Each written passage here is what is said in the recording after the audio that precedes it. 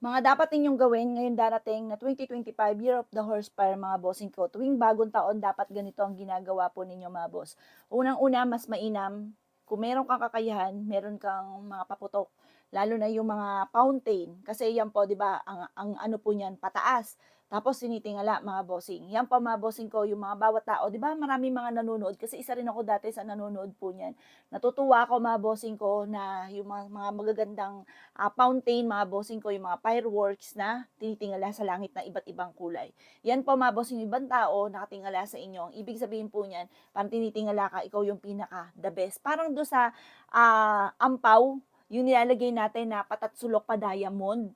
Yun po mga bossing ko, yung mga nasa paligid na yan, yung diamond na ampaw sa pintuan, yan po yung mga tao. Tapos yung ikasyam, ikaw yung nasa gitna, ikaw yung may wishes, may pera. Kumbaga, sila yung mga tao na nasa paligid mo, pero ikaw yung nagniningning dahil ikaw yung may pera. Ikaw yung may mga wishes. Ganon din po sa fireworks. Yung parang lagi kang titingalain, ikaw yung nasa taas, yan. Kaya napakaswerte po niya. At syempre, nagtataboy po yan ng malas at tumatak din po yan ng swerte.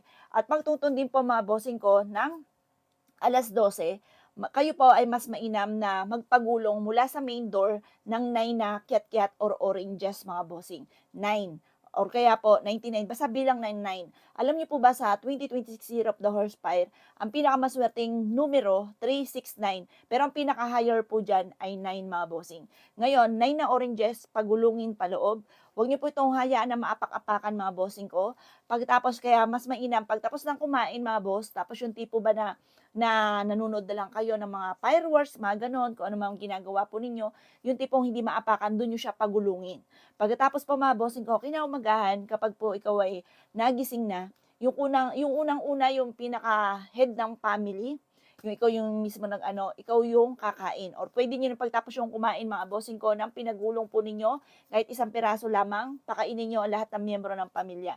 Yan po mga bossing ko, ibig sabihin niyan, pasok ang swerte. Yung pinagugulong yung bilog-bilog, swerte po yan lalo na sa pinansyal, kasaganahan ang dulot po niyan.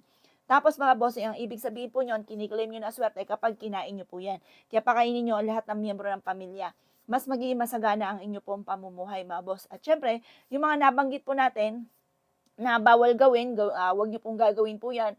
Tiis-tiis ka lamang po, wag kang lalabas ng taon ng 2026 ng mismong January 1.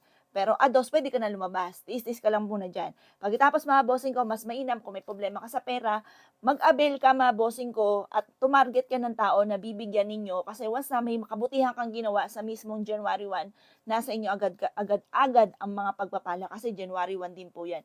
Mag-avail ka, halimbawa pampaswerte, bilhin niyo po 'yan tapos ibigay niyo do'n sa tao, tumarget ka.